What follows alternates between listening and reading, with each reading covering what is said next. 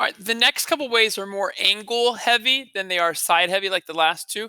So the next way is called angle side angle, or ASA postulate. So it says if two angles and the included side, again, that means the side in between, of one triangle are congruent to two angles and the included side of the other triangle, then the two triangles are congruent.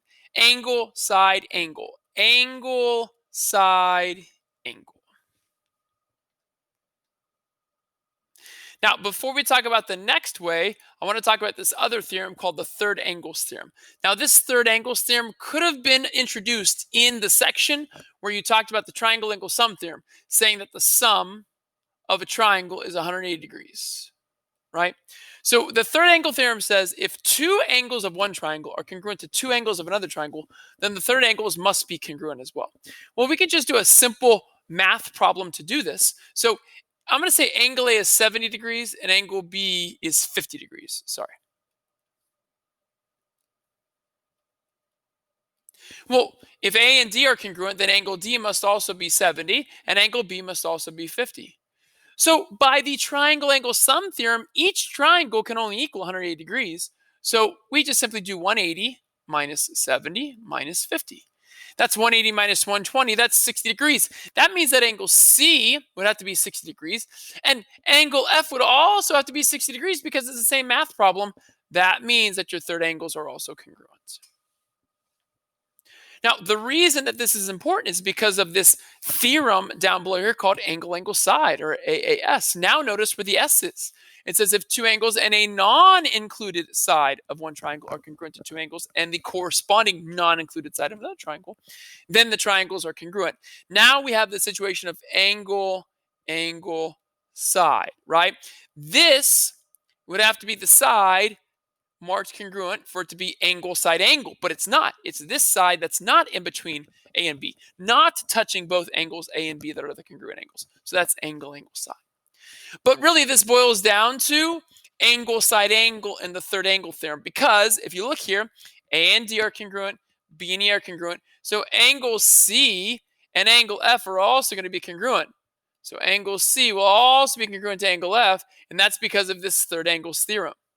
And now look at your situation. I'll use this triangle. Now we have an angle side angle situation. Now they could be congruent by angle side angle. Okay, so again, this is why angle side is another way. So with angles, if you have two congruent angles and one congruent side, and it's the same for each triangle, so it's angle side for both or angle side angle for both, then you'll know that the triangles are congruent. Now, what about angle? That's the last case to look at. Well, let's do a Desmos geometry to see if angle is a way to prove triangles congruent. All right, so let's create this triangle. Let's create a triangle where the measure of angle A is 20 degrees. The measure of angle B is, let's say, 60 degrees. And the measure of angle C is 100 degrees, right? So let's do that, okay? So I'll do my best here to do as quick as I can. So here's my segments. That's terrible. Sorry. There we go. There we go. Okay, so here's A, here's B, and here's C.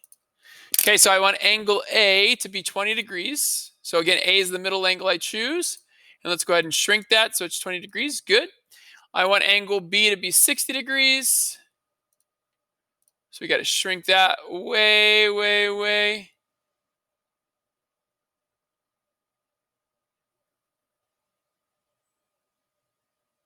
I'm working, sorry.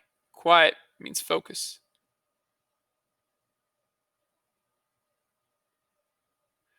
It's like it won't let me. Hold on just a second. Let me make this a bit bigger.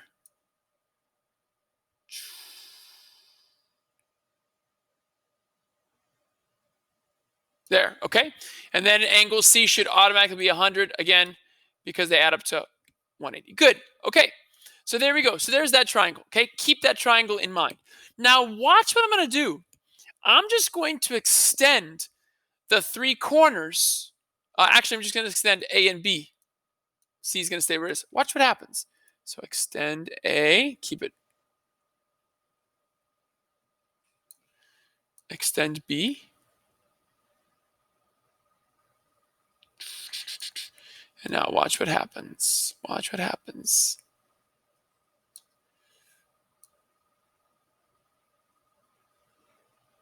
Now look at that. There is another triangle with angle A at 20, B at 60, and C at 100.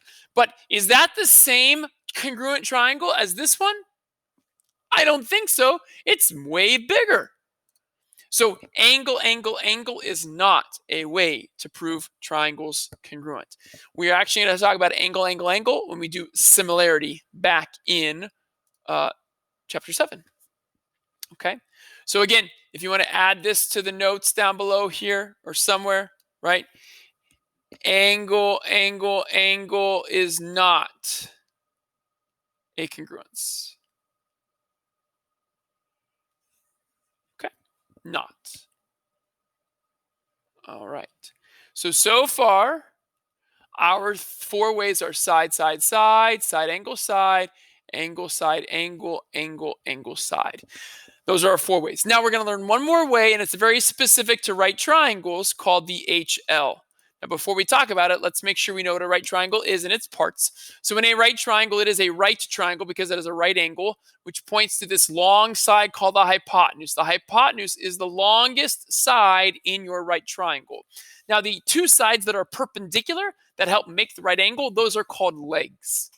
So in the HL theorem, the hypotenuse leg theorem, it says that if the hypotenuses and a leg of one right triangle are congruent to the hypotenuse and a leg of another right triangle, then the triangles are congruent. So again, first and foremost, you have to have these right angles.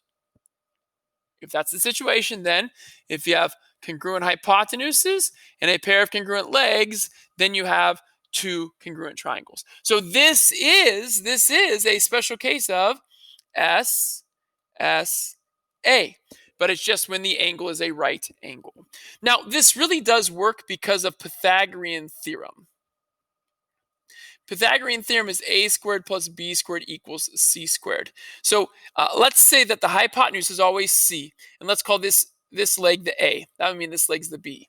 Well, if I know that the a's are congruent, and I know that the c's are congruent, that forces the b's to be congruent. These sides will also be congruent. And now this could be side, side, side, right? Side, side, side. So that's why HL works. That's why this special case of side-side angle does work when your angle is a right angle. All right, so the next video has a couple short examples of homework problems from this set.